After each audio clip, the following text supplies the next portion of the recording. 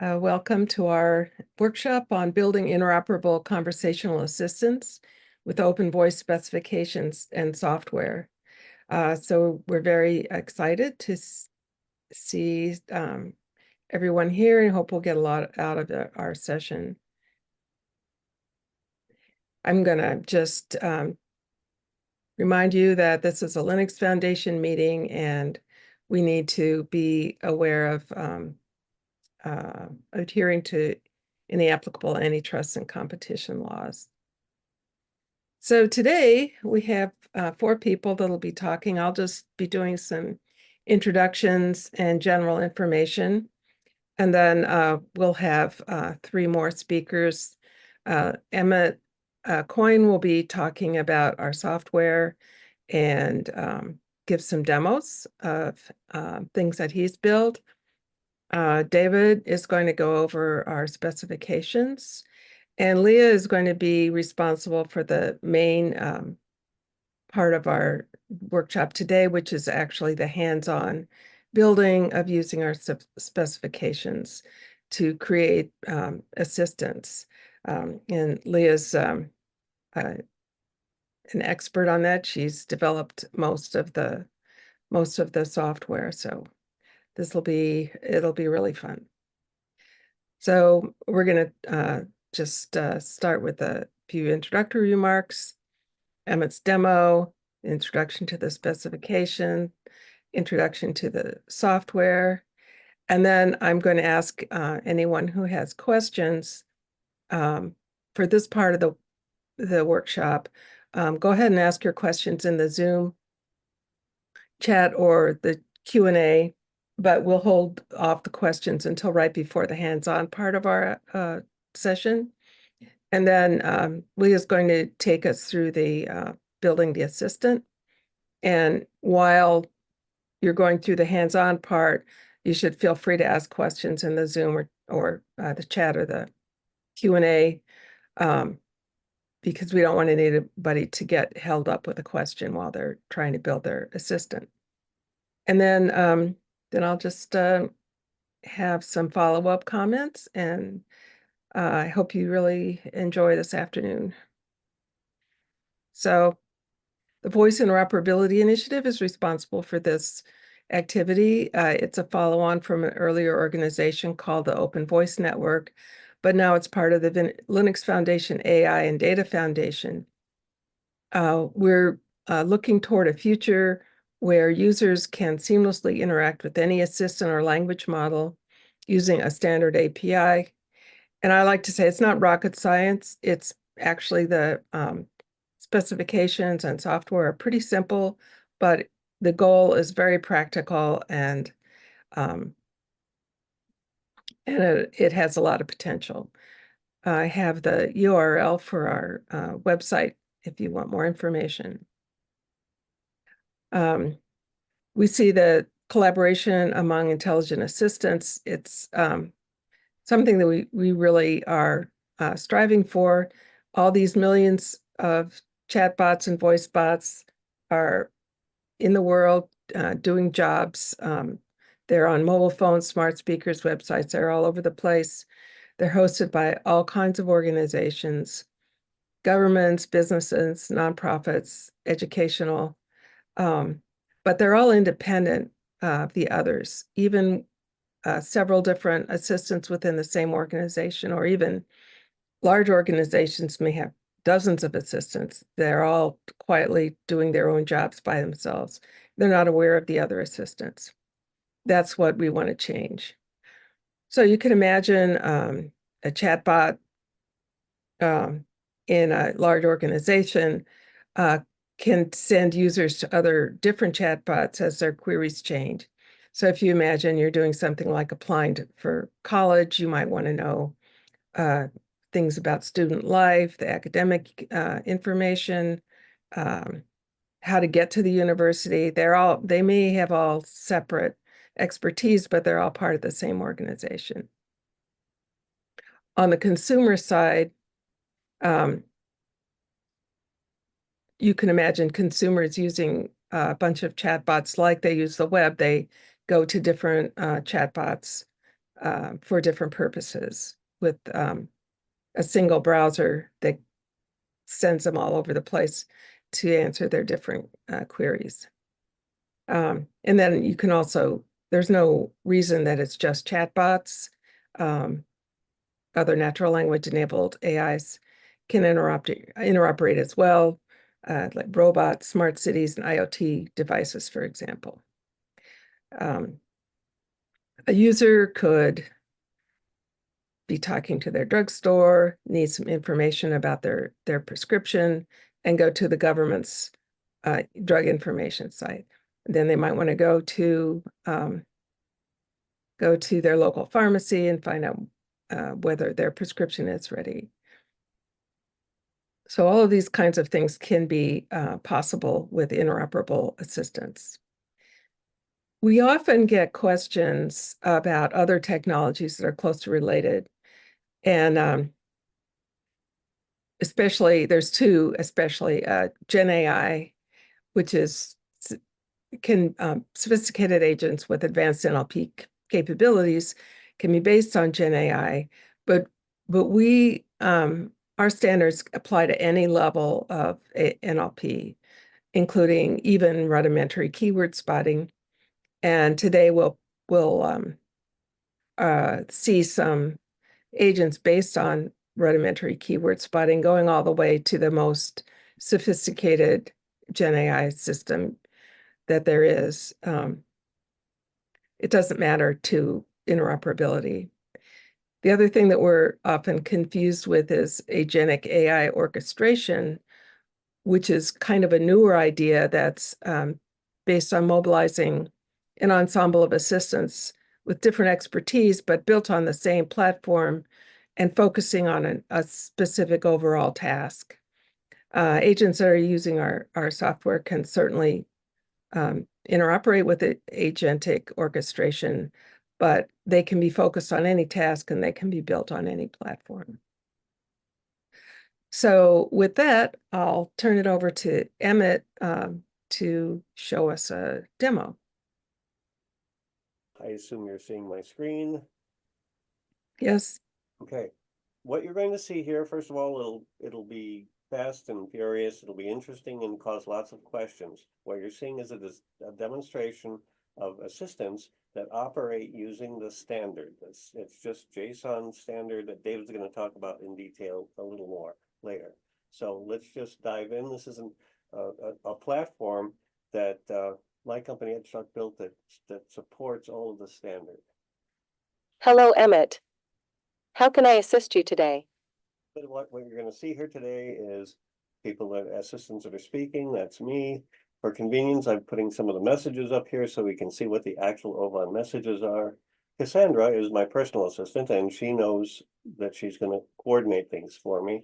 And let's see what she can do. I'd like to buy some flowers for my wife. Sure. Patricia, can you help? That sounds lovely. Any flowers in mind, or would you like a recommendation? So what happened was Cassandra heard that I wanted to get some flowers. She knew that in my address book that there was a florist that I used and connected me with Patricia. So I'm talking to Patricia now. I'd like to get a dozen white roses with asparagus fern in a clear vase. Great choice. Would you like these delivered, and should we use the credit card on file? Yeah, send them to my home and use that card. Perfect. I'll arrange for the delivery to your home using the card on file. If you need anything else, let me know. Okay, what's next on your mind, Emmett? What happened was Patricia doesn't know anything about any other assistants.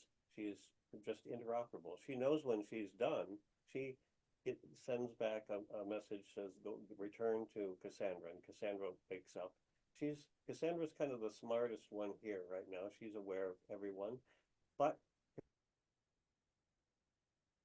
everyone else too. So let's see if I can say, I need some flathead brass wood screws for a project I'm working on. Okay. Charles, can you help? Sure thing, Emmett. How many screws do you need, and what size are you looking for?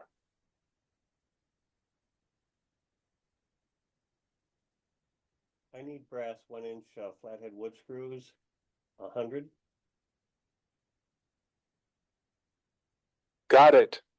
We have 1-inch flathead brass with screws in stock. I'll set aside 100 for you. Will there be anything else? Wait, can I change those roses to lilies? It looks like you might be thinking of a different kind of store. I have the screws for you, though. Sure thing. I'll switch to lilies. Would you like the same arrangement with asparagus fern and a clear vase? So what happened was, I was talking to the hardware store. The hardware store understood that it didn't understand. It was out of its domain and handed that message back to Cassandra, who then took my utterance, sent it off to Patricia, who understood what she needed to do. That's fine and dandy. I think you get the idea of that, but thank you. You're welcome. I'll update your order with lilies. If there's anything else you need, just ask. Here's a cool thing. All right, Emmett. What's the next thing you need help with?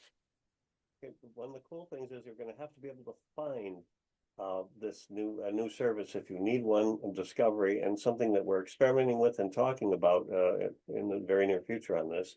You need to be able to find things. Each one of these assistants is essentially like a web page. It's just text like this that gets sent back and forth. They are web pages. They don't know about each other, just like websites don't know about each other. But what if I need to discover one? How would you do that? Well, you might have a specialized assistant to do that. I need to do some landscaping for my garden. Sure. Oracle, can you help? What kind of landscaping are you envisioning, Emmett? Do you need design ideas, plant selection advice, or help finding a professional landscaper? Oracle's job is to ask questions and assemble a structure that closely resembles the specifications of capabilities of assistants that can be essentially go to a search engine and find one. So let's see. I want to add a pond and some perennials to my garden. Great choice. Are you looking for guidance on pond installation, perennial selection, or both? Do you have preferences for specific styles or plants? Not really. I could use some guidance. Got it. Would you prefer an agent to help you with DIY guidance or to connect you with a professional landscaper who specializes in ponds and perennials? I'd like a local service. Would you like the agent to focus on finding someone experienced in eco-friendly designs, or is general landscaping expertise sufficient? Any additional services needed? Nothing else.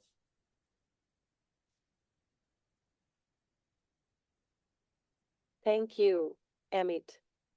I will guide the creation of an agent to connect you with a local professional landscaper with expertise in pond installations and perennial planting.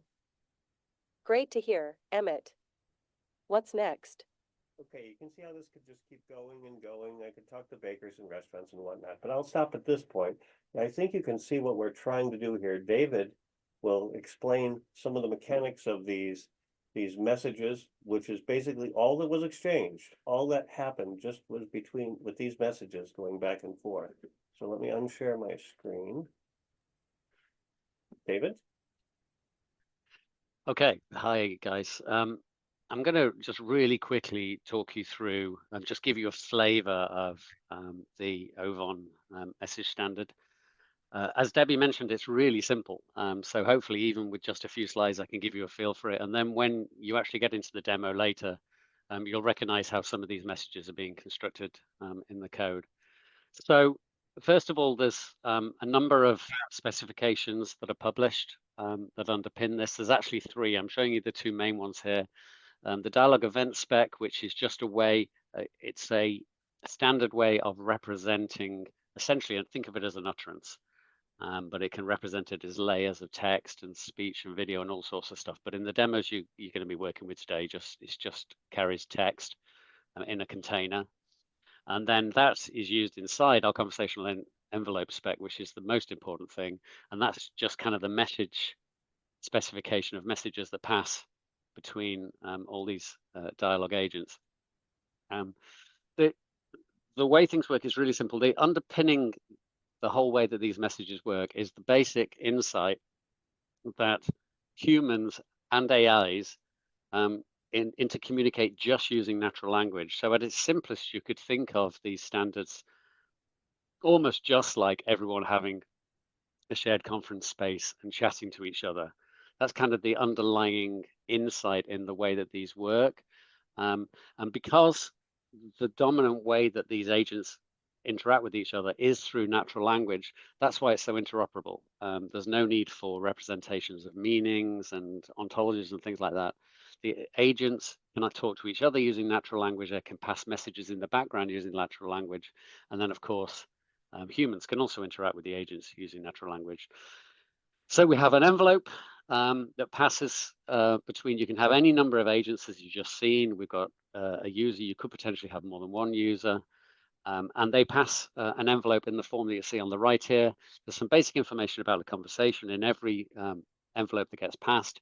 And then there's one or more events, of which we've got some listed here: finding and proposing assistance, requesting and publishing manifests, inviting and saying goodbye, and then making utterances or saying whispers. And they are the basic event types. So you can have any number of events in an envelope that you pass from either a user to an agent or from an agent to an agent. Let's look at the basic currency of the envelope, which is the utterance. This looks kind of complicated. This is the dialogue event, but really it's just a little holder that carries an utterance. So you can see here the utterance it's carrying is, I need my repeat medication.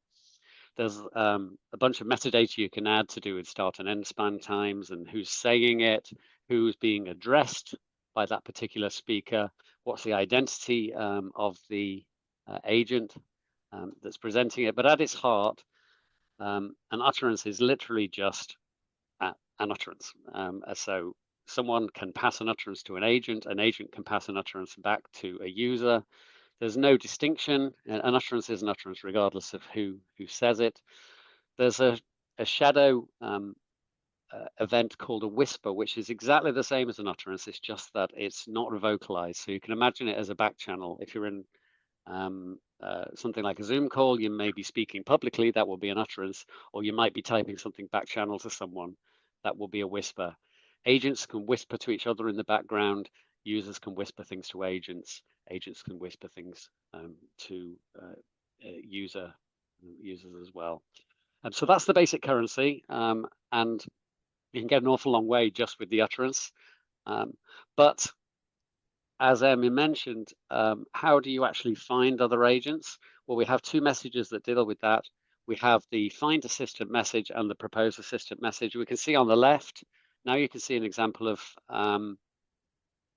two events. In an envelope, we've got a find assistant event, which we might send to a discovery bot. And then along with it, we whisper what it is that we want to find. So we're basically saying to this particular bot, which can be a discovery agent, can you please recommend another bot who can tell me about who the author of War and Peace is? And then that agent can come back and basically make a recommendation of the bots that might be able to service that. So think of this as kind of the Google of the voice world, the Google search engine of the voice world. You come back with a recommended, in this case, we've recommended two different bots. We've recommended a small synopsis of what those bots can do. And then the client can do with that information what it wants. So that's the find and propose assistant messages. Once you've got an assistant in mind, you might want to ask them a lot more information about what they can do. To support that, we have the request and publish manifest messages.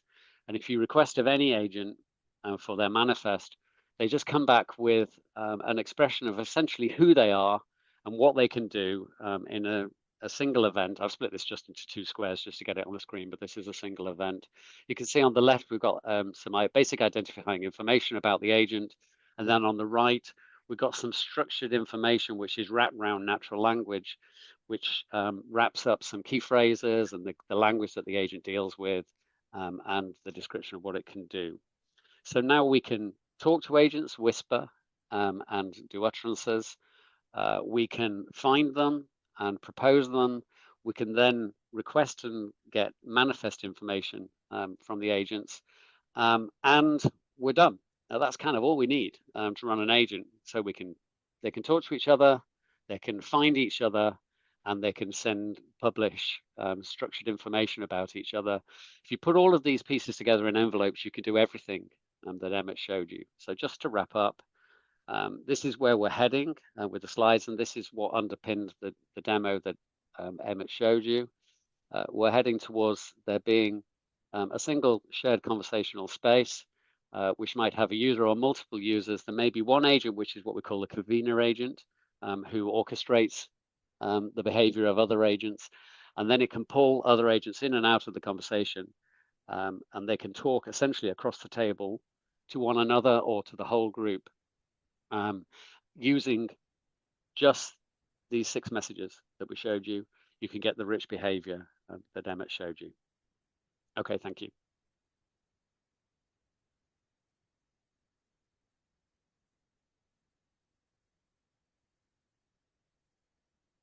That's me done. Have to unshare probably. Trying to find the unshare button. Where's it gone? Let's There we go. see. So our next up is Emmett, who's going to be talking about our actual software, the 2 pieces of software, the Sandbox and BeaconForge. So you can go ahead, Emmett. Okay, the Sandbox is a piece of software that is a tool. What you saw with the demo was an approximation, an experiment with an actual end user kind of interface for this. This is a tool, the Sandbox, for making and testing whether the OVON messages are working properly or not. So this is, I think it's in the listing of the show, but if you go to the Open Voice Sandbox, I think Debbie, you probably posted that. You can download this. It's in the GitHub. It's all open. You can play with it. And it'll look like this. This is an overview of what the architecture is. There's a launch server that you will start on your machine, and this is all explained in the README. It's pretty easy to set up, and it supports this page. It's run in the browser. It uses WebKit for speech, this free stuff that you can get through Google and the Edge browser on Microsoft. And the assistants are all separate, and they get these OVON messages going back and forth. So let's start the Sandbox. There's this idea of creating and looking at assistants. Let's just dive right into something where we had Cassandra before. It's a tool, so it's not as friendly looking as a regular consumer thing might be, but you can set parameters. You can select voices if you want to change for an assistant. You can do a bare invite and start talking to it. Hi, Emmett. How can I assist you today? Need help with scheduling, errands, or something else? I'm here to make your day easier. Thank you very much. The tool gives you the response that comes back.